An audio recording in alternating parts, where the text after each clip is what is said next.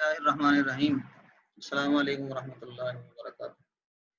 آپ سب حضرات کو اشری اکیڈمی کے 3 سالہ آن لائن کورس میں خوش آمدید۔ آج ہماری فقہ کی پہلی کلاس ہے اور اس میں ہم فقہ کے احکامات کو مرحلہ وار فقہ کی اصطلاحات کی روشنی میں پڑھیں گے۔ فقہاء کرام قرآن و حدیث سے اسلامی احکامات کو مستنبط کر کے ڈرائیو کر کے ایک ترتیب کے ساتھ مرتب کر دیتے ہیں تاکہ عام مسلمانوں کو ان احکامات پر عمل کرنے میں آسانی ہو، ان کو جاننے میں، ان کو سیکھنے میں، ان پر عمل کرنے میں آسانی ہو۔ اس کو ان اسلامی احکامات کو اس طرح مرتب کرنے کو فقہ کہا جاتا ہے۔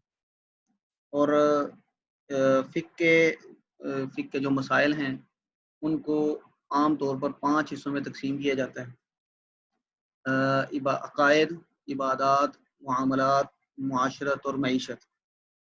عقائد کو ہم فقہ میں عام طور پر ڈسکس نہیں کرتے، اس کے لیے علم کی ایک الگ شاخ یہ مرتب ہوئی ہے، اس کو عقائد یا علم الکلام کے طور پر یعنی ذکر کیا جاتا ہے۔ تو فقہ کے اندر عقائد کا پورشن یہ شامل نہیں کیا جاتا، اب پہلے فقہ کے اندر عقائد کا پورشن بھی شامل ہوتا تھا۔ باقی 4 پورشنز میں سے ہم نے اس سمیسٹر کے لیے جن عنوانات کا انتخاب کیا ہے آپ کے سلیبس کے طور پہ وہ 3 ہیں: عبادات میں نماز، روزہ، حج، زکوٰۃ، اس کے سارے احکامات ہم تفصیل سے پڑھیں گے۔ اور معاملات میں سے نکاح و طلاق، عائلی زندگی سے متعلق جو معاملات ہیں ان کو ہم دیکھیں گے۔ یہ 3 عنوانات یہ ہمارے سلیبس میں شامل ہوں گے۔ اس کے لیے ہم نے جس کتاب کا انتخاب کیا ہے وہ ہندوستان کے ایک عالم ہیں مولانا خالد سیف اللہ رحمانی، ان کی مرتب کردہ کتاب ہے قاموس الفقہ۔ یہ فقہ اسلامی کا ایک انسائکلوپیڈیا ہے۔ انسائکلوپیڈیا میں جس طرح الفابیٹیکلی چیزوں کو مرتب کیا جاتا ہے الف بائی ترتیب کے ساتھ، اسی طرح مولانا خالد سیف اللہ رحمانی نے فقہ کی اصطلاحات کو الفابیٹیکلی مرتب کر کے ان کی تفصیلات درج کی ہیں۔ بڑی اچھی کتاب ہے، 5 جلدوں میں یہ کتاب ہے، تو اس کو انشاءاللہ ہم اس کورس میں پڑھیں گے۔ یہ مولانا خالد سیف اللہ رحمانی بڑے جید عالم دین ہیں، مسلمانوں کی نمائندگی کے ہندوستان میں بڑے نمایاں اداروں میں کے یہ رکن ہیں اور فقہ کے میدان میں ان کی کافی خدمات ہیں۔ انہوں نے یہ کتاب مرتب کی ہے۔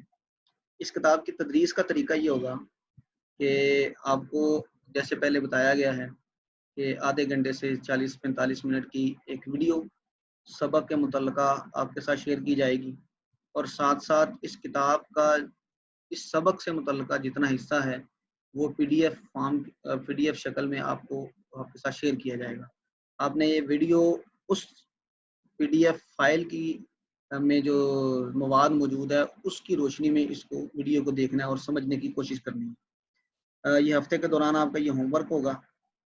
اس کے بعد لائیو سیشن میں ہم اس کتاب میں جو سمجھنے میں آپ کو مشکلات پیش آئی ہیں، جو اصطلاحات سمجھ نہیں آئی، جو کنسیپٹ کلیئر نہیں ہوا یا کوئی دیگر کوئی سوال ہے تو اس کو ہم ڈسکس کیا کریں گے۔ تو انشاءاللہ اللہ تبارک و تعالیٰ اس میں برکت عطا فرمائے۔ تو یہ ہمارا طریقہ تدریس ہوگا۔ سبق کے اندر جو مسائل کو سمجھنے کے لیے 2 چیزوں کا اہتمام کیا جائے گا۔ ایک تو ریڈنگ کے اندر جن مسائل کو ذکر کیا گیا ہے مثالوں کے ساتھ اس کو سمجھنے کی کوشش کی جائے گی، اور سبق کے آخر میں اس پوری ریڈنگ میں جتنی اصطلاحات فقہی اصطلاحات آئی ہیں ان کو الگ سے دہرا کر سمجھنے کی اور کنسیپٹ کلیئر کرنے کی کوشش کی جائے انشاءاللہ۔ آج کا ہمارا سبق یہ طہارت و نجاست کے عنوان سے ہے۔ عبادات میں سے جتنی بھی عبادات ہیں، نماز، روزہ، حج، زکوٰۃ، ان میں سے اکثر عبادات میں عبادت کرنے سے پہلے اپنے آپ کو پاک صاف کرنا یہ ضروری قرار دیا گیا ہے۔ مثلا نماز ہے، نماز سے پہلے آپ نے طہارت اور پاکیزگی حاصل کرنی ہے، یہ واجب ہے۔ جب بھی آپ نماز پڑھیں گے تو اگر آپ حالت طہارت میں نہیں ہیں تو آپ کو طہارت کے لیے جو اقدامات کرنے کا کہا گیا ہے آپ کے لیے وہ کرنا ضروری ہے۔ اگر آپ اس کے بغیر نماز پڑھیں گے تو اس نماز کا کوئی ثواب نہیں ہوگا، بلکہ اللہ کی طرف سے ایک حکم کو اگنور کرنے کی وجہ سے اس پر وبال کا بھی اور گناہ کا اندیشہ ہے۔ اور اس طرح جو دیگر عبادات ہیں ان میں بھی کچھ میں طہارت حاصل کرنا یہ واجب ہے، کسی جگہ پر یہ سنت ہوتا ہے اور کسی جگہ پر یہ محض مستحب ہوتا ہے۔ مثلا اگر آپ پہلے سے باوضو ہیں اور نماز کا وقت ہو گیا ہے تو آپ بغیر دوبارہ وضو کیے بھی نماز پڑھ سکتے ہیں، لیکن اگر آپ وضو کر لیں، تازہ وضو کر لیں تو یہ مستحب ہے اور اس میں ثواب زیادہ ہوگا۔ اور اسی طرح جمعے والے دن اگر آپ جمعہ کی نماز کے لیے جا رہے ہیں اور آپ کو واجب غسل کی ضرورت نہیں ہے، آپ حالت جنابت میں نہیں ہیں، تو آپ غسل تب بھی کر لیں۔ تو غسل کر لینا یہ سنت ہے، آپ صلی اللہ علیہ وسلم غسل کیا کرتے تھے جمعے والے دن۔ تو طہارت کے حصول کی مختلف حیثیتیں ہوتی ہیں، بسا اوقات طہارت حاصل کرنا یہ واجب ہوتا ہے، بسا اوقات یہ سنت کے درجے میں ہوتا ہے، اور بسا اوقات یہ مستحب ہوتا ہے۔ مستحب کہتے ہیں ایسے عمل کو کہ جس کو کر لیں تو ثواب ہوگا، اور اگر اس کو چھوڑ دیں تو کوئی گناہ نہیں ہوگا۔ تو عام طور پہ حالت طہارت میں رہنا، پاکیزگی کی حالت میں رہنا، صفائی ستھرائی کے حالت میں رہنا یہ مستحب ہوتا ہے۔ طہارت کے وجوب کی بنیاد کیا ہے؟ قرآن کریم میں اللہ تبارک و تعالیٰ نے کہاں پر طہارت کا حکم دیا ہے؟ سورہ مائدہ کی آیت نمبر 6 یہ طہارت کے وجوب کی بنیاد ہے۔ اللہ تبارک و تعالیٰ اس میں نماز سے پہلے وضو کرنے کا یا نماز سے پہلے طہارت حاصل کرنے کا حکم دے رہے ہیں۔ اس کا مطلب ہے کم از کم نماز سے پہلے طہارت کا حصول یہ واجب ہے۔ اللہ تبارک و تعالیٰ فرما رہے ہیں یا ایھا الذین آمنوا، اے ایمان والو، اذا قمتم الی الصلاۃ، جب تم نماز کے لیے کھڑے ہو یعنی نماز پڑھنے کا ارادہ کرو، فاغسلوا وجوہکم وایدیکم الی المرافق، دھو لیا کرو اپنے چہروں کو اور اپنے بازوؤں کو، اپنے ہاتھوں کو کونیوں سمیت، وامسحوا برؤوسکم، اور مسح کر لیا کرو اپنے سروں کا، وارجلکم الی الکعبین، اور اپنے پاؤں کو ٹخنوں سمیت دھو لیا کرو، وَإِن كُنتُمْ جُنُبًا، اور اگر تم حالت جنابت میں ہو، فَطَّهَّرُوا، تو تم اس حالت جنابت سے طہارت کا اہتمام کرو۔ وَإِن كُنتُمْ مَرْضَىٰ أَوْ عَلَىٰ سَفَرٍ، اگر تم مریض ہو یا سفر میں ہو، مسافر ہو، أَوْ جَاءَ أَحَدٌ مِّنكُم مِّنَ الْغَائِطِ، یا تم میں سے کوئی ایک یہ بیت الخلاء سے آیا ہے، أَوْ لَامَسْتُمُ النِّسَاءَ، یا تم نے عورتوں کی قربت حاصل کی ہے، فَلَمْ تَجِدُوا مَاءً فَتَيَمَّمُوا، اگر تمہارے پاس پانی اس وقت موجود نہ ہو ان حالتوں میں، تو فَتَيَمَّمُوا صَعِيدًا طَيِّبًا، تو تم تیمم کر لو پاک پاک مٹی سے، فَامْسَحُوا بِوُجُوهِكُمْ وَأَيْدِيكُمْ مِنْهُ، تو تم ان سے یعنی اس پاک مٹی سے اپنے ہاتھوں کو اور اپنے چہروں کو کا مسح کیا کر لو، اس کو چھوا کرو۔ تو یہ تین احکامات اس آیت میں آئے ہیں، وضو کا، غسل کا، اور پانی موجود نہ ہونے کی شکل میں تیمم کا۔ تو یہ آیت ہے جو بنیاد ہے طہارت کے وجوب کی۔ اللہ تبارک و تعالیٰ نے اس میں طہارت کی تینوں صورتوں کو یہ بیان کر دیا ہے۔ ہمارا آج کا جو پہلا سبق ہے یہ طہارت و نجاست کے بارے میں ہے۔ ہم اس کی تفصیلات کو یہاں پر ڈسکس کریں گے۔ طہارت کسے کہتے ہیں، نجاست کسے کہتے ہیں، نجاست کی اقسام کیا ہیں، طہارت حاصل کرنے کے لیے کیا کیا چیزیں ضروری ہیں، طہارت کی مختلف شکلیں کیا ہیں، تو ہم اس کو ڈسکس کریں گے۔ تو سب سے پہلے طہارت کا لغوی اور اصطلاحی معنی یہ سمجھنے کی کوشش کرتے ہیں۔ طہارت کا لغوی معنی بڑا واضح ہے، صفائی، پاکیزگی، ستھرائی، اپنے آپ کو پاک کرنا، یہ اس کا لغوی معنی ہے۔ طہارت کا اصطلاحی معنی فقہا جو بیان کرتے ہیں وہ یہ ہے کہ اپنے آپ کو نجاست حقیقی اور نجاست حکمی سے دور کر لینا۔ جب آپ اپنے آپ سے نجاست حقیقی اور نجاست حکمی کو دور کر لیں گے تو اس وقت آپ حالت طہارت میں شمار ہوں گے۔ تو نجاست کا اصطلاحی مفہوم ہوا اپنے آپ کو نجاست حقیقی اور نجاست حکمی سے دور کر لینا۔ اور جب آپ نے اپنے آپ کو نجاست سے دور کر کے طہارت حاصل کرنی ہے تو نجاست کا مفہوم واضح ہونا ضروری ہے کہ نجاست کسے کہتے ہیں۔ تو ہم نجاست کا مفہوم سمجھنے کی کوشش کرتے ہیں۔ نجاست کا لغوی معنی ناپاک چیز ہے، نجس، ناپاک چیز کو کہا جاتا ہے۔ اور اصطلاحی مفہوم میں نجاست ہر وہ چیز ہے کہ جس سے دور رہنے کا شریعت نے حکم دیا ہے، اور وہ چیز جس سے دور رہنے کو پاکیزگی کے لیے شرط قرار دیا گیا ہے، اور وہ چیز نجاست کہلائے گی۔ اسی کی بنیاد پہ فقہا نے نجاست کی مختلف اقسام بیان کی ہیں۔ نجاست کی اقسام میں یہ 3 قسم کی تقسیمات کی جاتی ہیں، تو ہم انہیں سمجھنے کی کوشش کریں گے تاکہ نجاست کا مفہوم واضح ہو جائے۔ نجاست حقیقی اور نجاست حکمی۔ جب فقہا طہارت کا اصطلاحی مفہوم بیان کرتے ہیں تو اس مفہوم میں بھی ان دونوں قسموں کو ذکر کیا جاتا ہے۔ یہ کہا جاتا ہے کہ طہارت کہتے ہیں کہ نجاست حقیقی اور نجاست حکمی سے اپنے آپ کو دور کر لینا۔ تو نجاست حقیقی اور نجاست حکمی کیا چیز ہے؟ نجاست حقیقی کہتے ہیں ان چیزوں کو جن کو شریعت نے ناپاک قرار دیا ہے یا عقل ان کو ناپاک کہتی ہے، ان اور وہ آپ کے حس کے دائرے میں بھی آتی ہیں، ان کو محسوس کیا جا سکتا ہے، ان کو دیکھا جا سکتا ہے۔ ایسی ناپاک چیزوں کو نجاست حقیقی کہا جاتا ہے۔ اور نجاست حکمی ان چیزوں کو کہا جاتا ہے کہ جن کی وجہ سے آپ پر وضو کرنا یا غسل کرنا یہ واجب ہو جاتا ہے۔ مثلا اگر آپ نماز پڑھنے لگے ہیں تو آپ وضو کی حالت میں ہیں یا نہیں ہیں، آپ حس کے ذریعے اس کا کوئی اندازہ نہیں کر سکتے۔ آپ کسی کو ہاتھ لگا کے یہ محسوس نہیں کر سکتے کہ یہ وضو کی حالت میں ہے یا غسل کی حالت، یعنی یہ پاک ہے، وضو اس نے کیا ہے یا نہیں کیا، تو یہ حس کے دائرے میں نہیں آتا۔ تو ایسی حالت کو شریعت نے بتایا کہ تم اگر اس حالت میں ہو تو تم ناپاک ہو۔ تو شریعت کے بتانے سے ہمیں پتہ چلا کہ اس حالت کو ناپاکی کی حالت کہا جاتا ہے۔ تو اس کو ہم فقہ کی اصطلاح میں حالت حدث یا حالت جنابت کہتے ہیں۔ حالت حدث کا مطلب ہے کہ وضو نہ ہونے کی حالت، اور حالت جنابت کا مطلب ہے کہ جب آپ پر غسل واجب ہے، غسل آپ نے ابھی تک نہیں کیا، تو غسل کرنے سے پہلے پہلے جو حالت ہے یہ حالت جنابت ہے۔ ان دونوں حالتوں میں آپ ناپاک ہیں، آپ حالت نجاست میں ہیں، یہ شریعت کے بتانے سے ہی پتہ چلا۔ تو ایسی نجاست کو، ایسی حالت نجاست کو کہ جو شریعت کے بتانے سے پتہ چلا اور حس کے ذریعے ہم اسے محسوس نہیں کر سکتے، اس حالت کو نجاست حکمی کی حالت کہا جاتا ہے۔ تو اس کی تفصیلات وہ ریڈنگ میں جو آپ کے ساتھ شیئر کی گئی ہے اس میں بھی موجود ہیں، تو انشاءاللہ سمجھنے میں آسانی ہوگی۔ آگے نجاست حقیقی کہ جس کو محسوس کیا جا سکتا ہے، جو حس کے دائرے میں آتی ہیں، ان کی آگے یہ 2 قسمیں مزید بیان کی گئی ہیں، نجاست مرئیہ اور نجاست غیر مرئیہ۔ نجاست مرئیہ کہتے ہیں وہ نجاست کہ جو آنکھوں سے نظر آئے، مثلا پیشاب ہے یا پخانہ وغیرہ ہے، تو اس کو ہم آنکھوں سے دیکھ سکتے ہیں، تو نجاست، اس لیے اس کو نجاست مرئیہ کہا جاتا ہے۔ اور نجاست غیر مرئیہ اس کو کہا جاتا ہے کہ جس کو ہم آنکھوں سے دیکھ نہیں سکتے۔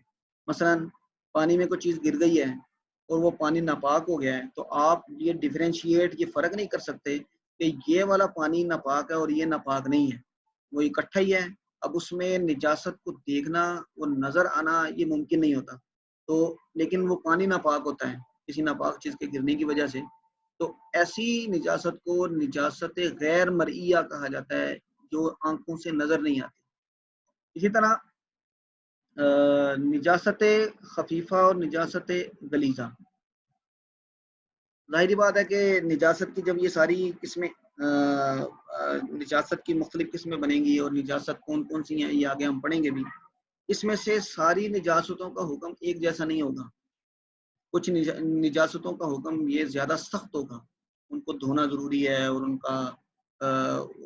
ان کی گنجائش نہیں ہے کہ وہ کسی جسم پر، یہ کپڑے پر لگی رہ جائیں۔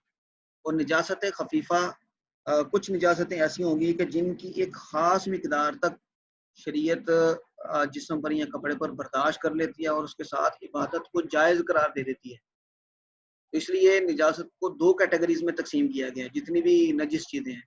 ایک غلیظہ، یعنی جس کو بہرحال دھونا یہ عبادت کے ٹھیک ہونے کے لیے ضروری ہے۔ اور نجاست خفیفہ اس نجاست کو کہتے ہیں کہ جس کی ایک خاص مقدار یہ قابل برداشت ہے، اور اس کو دھوئے بغیر بھی اگر عبادت کر لی جائے تو عبادت میں کوئی خلل نہیں آتا، عبادت قابل قبول ہوتی ہے۔ تو اس کی تفصیلات ہم انشاءاللہ آگے پڑھیں گے۔ نجاست کی جو مختلف صورتیں ہیں کہ جس کو ہم دیکھ سکتے ہیں، ان کو ہم تو اس کی اس طرح ہم اس کی تقسیم کر سکتے ہیں۔ نجاست کون کون سی چیزیں نجاست ہیں؟ تو سب سے پہلے انسانی جسم سے خارج ہونے والے وہ مادے جس سے وضو اور غسل واجب ہو جاتا ہے۔ مثلا اگر آپ کے منہ سے تھوک ہے، تھوک اگر آپ نے باہر پھینکا ہے، یا ناک کی رطوبت ہے وہ آپ نے باہر پھینکی ہے، یا آنسو آپ کے نکلے ہیں، پسینہ آیا ہے، تو ان سے وضو واجب نہیں ہوگا، نہ ہی غسل واجب ہوگا۔ تو انسانی جسم سے خارج ہونے والے یہ مادے ناپاک نہیں ہیں، لیکن وہ مادے کہ جن سے وضو یا غسل واجب ہو جائے وہ مادے ہر صورت میں ناپاک ہوتے ہیں۔ مثلا پیشاب ہے، پخانہ ہے، یا غسل واجب ہونے کی جو شکلیں ہیں، اس سے جو جسم سے مواد خارج ہوتا ہے تو وہ سب ناپاک نجاست کی شکل میں آتا ہے۔ اسی طرح خون ہے، انسانی جسم سے جب خون بہہ جائے تو اس کا وضو ٹوٹ جاتا ہے، تو خون بھی نجاست میں شمار کیا جاتا ہے۔ اسی طرح حیوانات ہیں، جانور ہیں، ان کے جسم سے جو فضلات نکلتے ہیں تو وہ بھی نجس ہوتے ہیں، نجاست میں شمار ہوتے ہیں۔ ایسا مردار جس میں دم سائل ہو، دم سائل، دم کہتے ہیں خون کو اور سائل کہتے ہیں بہنے والے کو، تو ایسا مردار کہ جس کے جسم میں بہنے والا خون ہو وہ مردار بھی ناپاک ہے۔ مثلا اگر آپ نے کوئی مکھی یا مچھر مارا ہے تو کیا اس کے جسم سے خون نکلے گا؟ بہے گا؟ خون تو ہوگا لیکن وہ بہہ نہیں سکتا، بلکہ وہ وہیں پر جم جاتا ہے۔ لیکن اگر آپ بکرا ذبح کرتے ہیں یا کوئی ایسا جانور ذبح کرتے ہیں، یا کوئی بھی ایسی چیز ہے، پرندہ وغیرہ ہے، تو اس سے اگر خون نکلے گا تو وہ بہے گا بھی، آگے جائے گا۔ تو ایسا مردار جس کو ذبح نہ کیا گیا ہو، چاہے وہ حلال جانور ہے یا حلال جانور نہیں ہے، حلال جانور اگر نہ ہو تو وہ تو ہر صورت میں مردار ہوتا ہے، جو ذبح کر بھی لیا جائے تو وہ مردار ہی شمار ہوگا۔ لیکن اگر حلال جانور کو بھی ذبح نہیں کیا گیا اور وہ اپنی موتاب مر گیا ہے تو وہ جو اس کا جسم ہے یہ مردار کا، یہ نجاست میں شمار ہوتا ہے۔ اس طرح آگے سور یا خنزیر، اس کے بارے میں قرآن کریم میں بڑی وعید آئی ہے، اس کا ذکر کیا گیا ہے۔ تو فقہائے کرام اس لیے خنزیر کی ہر چیز کو یہ نجس قرار دیتے ہیں، اس لیے اسے کہا جاتا ہے یہ نجس العین ہے، یعنی اس کی ہر چیز ناپاک ہے، اس کے بال ناپاک ہیں، اس کی ہڈیاں ناپاک ہیں۔ دیگر جو حرام جانور ہیں تو اگر ان کی ہڈیاں یا ان کی کھال یہ استعمال کر لی جائے تو دباغت دینے کے بعد، اس کو پاک کرنے کے بعد اس کو استعمال کرنے کی گنجائش موجود ہے۔ لیکن سور اگر مر گیا ہے تو اس کی ہڈیاں، اس کا گوشت، اس کا خون، اس کی کھال، اس کے بال، ہر چیز اس کی ناپاک ہے۔ قرآن کریم میں اللہ تبارک و تعالیٰ نے اسے نجس قرار دیا ہے، تو اس لیے اس کو نجس العین کہا جاتا ہے۔ اس کے ساتھ کتے کے بارے میں بھی فقہا کا اختلاف ہے کہ کتا بھی نجس العین ہے یا نہیں ہے، بالکل سور کی طرح، لیکن اکثر فقہا کا کہنا ہے کہ یہ نجس العین نہیں ہے، یعنی اس کی ہر چیز ناپاک نہیں ہوتی۔ اچھا، ایک اور جو قسم ہے نجاست کی وہ کتا، سور اور ایسے درندے جو شکار کر کے اپنے پنجوں سے یا چونچ سے شکار کر کے اپنی خوراک حاصل کرتے ہیں، درندہ جانور جنہیں کہا جاتا ہے، ان کا جوٹھا انہوں نے کسی پانی میں منہ ڈال دیا ہے تو اس پانی کو بھی ہم نجس قرار دیں گے، وہ بھی ناپاک ہوگا۔ تو ان کا جو جھوٹا ہے وہ بھی ناپاک ہے۔ حلال جانوروں کے جھوٹے کے بارے میں فقہا کا یہ کہنا ہے کہ وہ پاک ہوتا ہے، وہ اگر کپڑے پر یا جسم پر لگ جائے تو اس کے ساتھ ہی عبادت کرنا یہ ٹھیک ہے، یعنی اس کو دھونا ضروری نہیں ہے۔ اسی طرح یہ شراب، وائن، خمر یہ بھی ناپاک ہوتی ہے۔ اگر شراب جسم پر یا کپڑے پر لگ جائے تو اس کو بھی دھونا ضروری ہے، اس کے ساتھ نماز پڑھنا یہ جائز نہیں ہے۔ ایک اور اصطلاح استعمال کی جاتی ہے غسالہ۔ غسالہ یہ اصل تلفظ ہے، غائن کے اوپر پیش ہے، غسالہ، غسالۃ الماء۔ مثلا آپ کے جسم پر کے کسی حصے پر کوئی نجاست لگی ہے، آپ نے پانی کے ساتھ اس نجاست کو دھویا ہے، اس دھونے کے بعد نیچے جو پانی دھون کے طور پہ آیا ہے اور ظاہری بات ہے اس میں نجاست شامل ہے، تو وہ غسالہ، اس پانی کو غسالہ کہا جاتا ہے جو دھون کے طور پہ نیچے باقی بچتا ہے۔ اعضاء کو یا کپڑے کو دھو کے جو پانی نیچے گرا ہے اس کو غسالہ کہا جاتا ہے۔ اگر آپ نے نجاست اس پانی سے نجاست کو دور کیا ہے تو اس میں نجاست کے شامل ہونے کی وجہ سے وہ غسالہ یا بچا ہوا پانی یا دھون یہ بھی ناپاک ہے۔ تو یہ نجاست کی مختلف صورتیں ہیں، تو امید ہے انشاءاللہ ان کی سمجھ آ جائے گی اب۔ اس کے بعد ہمارا جو اگلا سیگمنٹ ہے وہ نجاست کو دور کرنے کے کیا طریقے ہو سکتے ہیں، نجاست کیسے دور کی جائے گی۔ ظاہری بات ہے اگر نجاست دور ہوگی تو طہارت حاصل ہوگی، تو ہم اس کو ایسے بھی کہہ سکتے ہیں کہ ازالہ نجاست کے ذرائع یا حصول طہارت کے ذرائع، کس کس طریقے سے طہارت کو حاصل کیا جا سکتا ہے یا کس کس طریقے سے نجاست کو دور کیا جا سکتا ہے۔ تو ان میں فقہائے کرام کا اختلاف ہے۔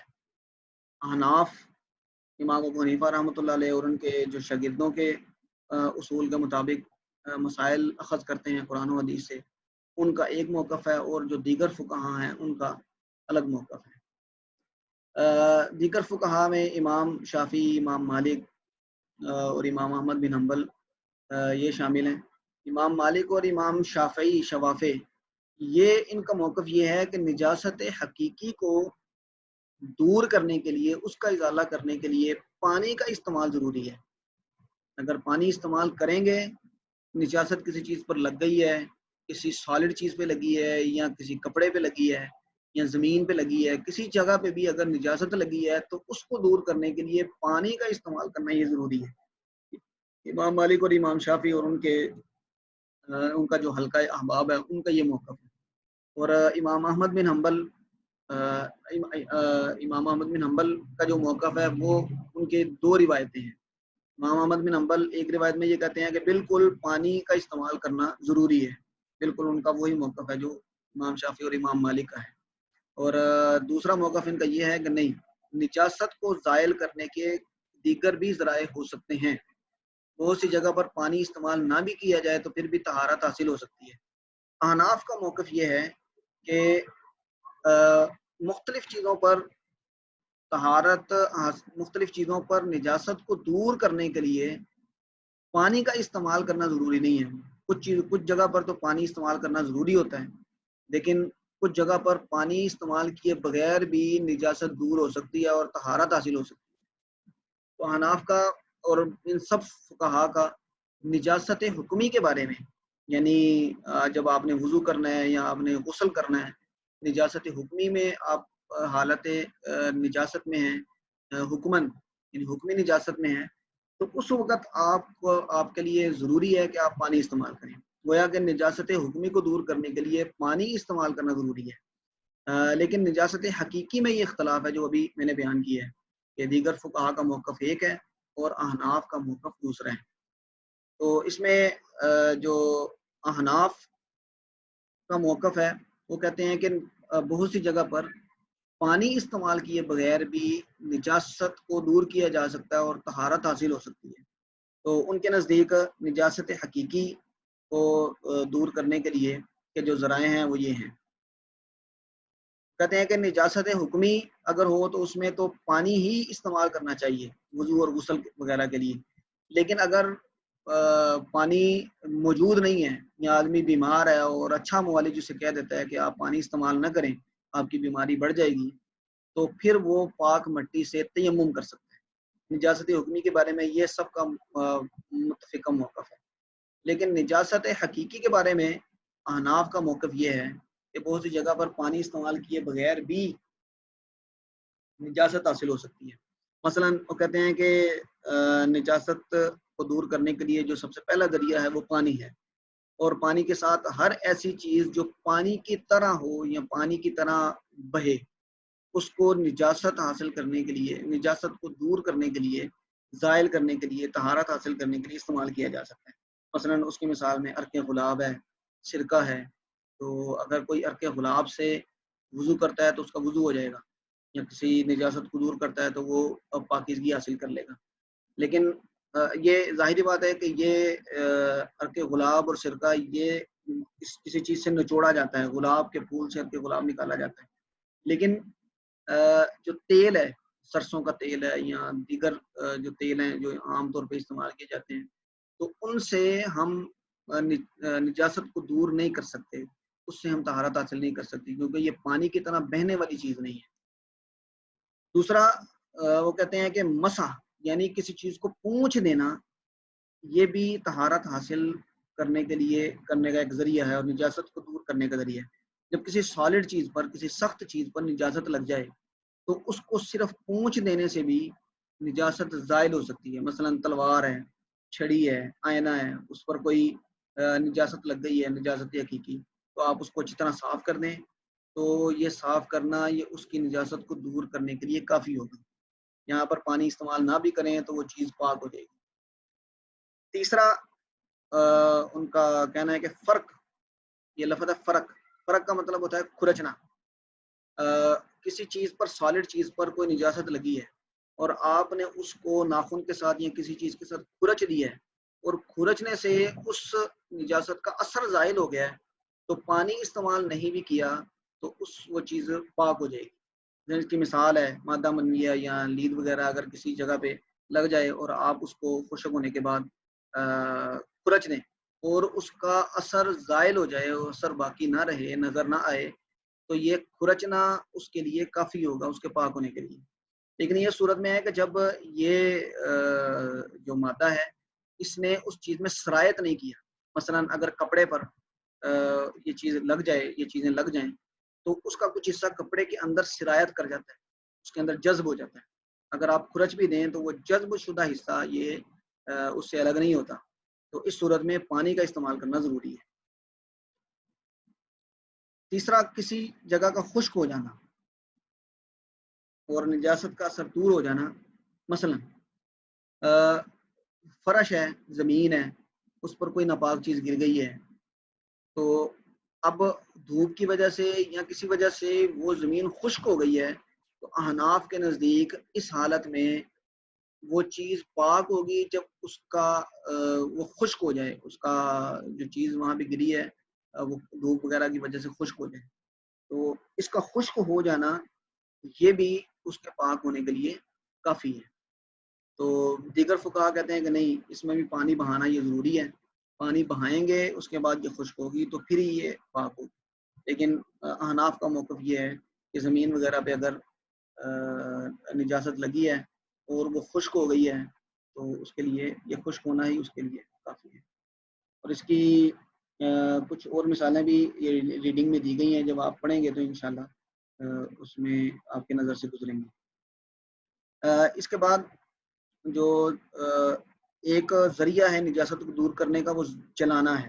مثلا کسی ناپاک چیز کو جس پر کسی چیز کو جس پر کوئی نجاست لگی ہوئی ہے، آپ نے اس کو جلا دیا ہے، تو یہ جلانا بھی پانی استعمال کیے بغیر اس کے پاک ہونے کے لیے کافی ہوگا، نجاست کو دور کرنے کے لیے۔ مثلا کسی جانور کی سری ہے، بکرے وغیرہ کی، اور اس پر خون لگا ہوا ہے، ظاہری بات ہے وہ خون ناپاک ہے، خون ناپاک ہوتا ہے، تو آپ اس کو بھٹی میں ڈال کے جلا دیتے ہیں۔ اب اس کے جلنے سے وہ جو باقی وہ سری کا گوشت بچا ہے وہ پاک ہو جائے گا اور اس کی یہ خون والی نجاست اس سے دور ہو جائے گی۔ جلانا بھی نجاست کو دور کرنے کے لیے۔ اور اسی طرح ایک مثال یہاں پہ یہ بھی دی گئی ہے کہ مٹی کا برتن ہے اور اس برتن کو بنانے کے لیے ناپاک پانی استعمال ہوا ہے۔ اب ظاہری بات ہے پانی ناپاک تھا تو وہ برتن بھی ناپاک ہوگا، لیکن جب اس کو پکانے کے لیے آپ نے بھٹی میں ڈالا ہے تو وہ اس میں جلنے کی وجہ سے وہ پکا ہے، تو اس جلانا اس برتن کو پاک کرنے کے لیے کافی ہوگا، وہ نجاست اس سے دور ہوگی۔ تو یہ دو مثالیں اس کی عام طور پہ دی جاتی ہیں۔ اور ایک اور چیز نجاست کو زائل کرنے کے لیے استحالہ ہے۔ استحالہ کہتے ہیں، یہ ایک اصطلاح استعمال ہوتی ہے فقہ میں، کسی چیز کی ماہیت یا حقیقت کا بدل جانا، کسی چیز کی ماہیت یا حقیقت کا بدل جانا۔ مثلا اس کی مثال ایسے دی جاتی ہے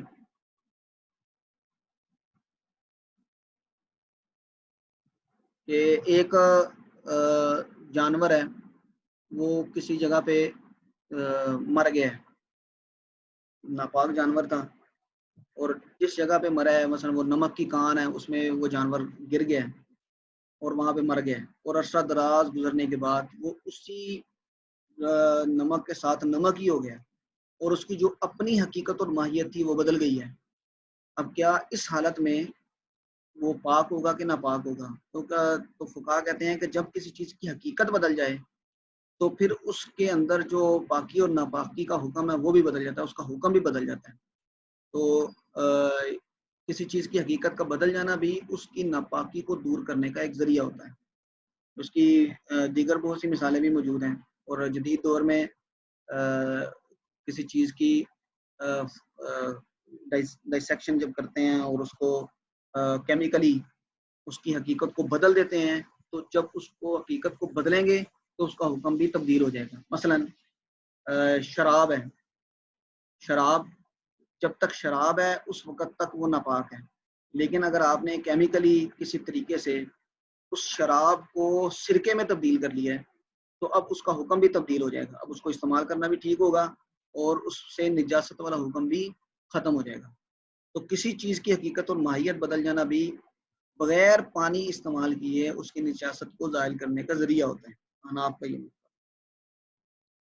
इसी तरह जानवर है, अगर हलाल जानवर है, बकरा, बकरी वगैरह, मुर्गी, अब अगर ये अपने तौर पे तबई मौत मर जाएँ, तो इनके जिस्म के जो अज़ा हैं वो नापाक होंगे। इनको इस्तेमाल करना भी और अगर कहीं पे इससे जिस्म पर या कपड़े पे या किसी जगह पे इसका कोई दाग वगैरह लग गया है तो वो भी धोना ज़रूरी होगा और उसको पाक करना ज़रूरी होगा। लेकिन अगर आपने इस जानवर को ज़िबा कर लिया है, तो ज़िबा कर लेना ये भी उस जानवर की निजासत को दूर करने का एक ज़रिया है।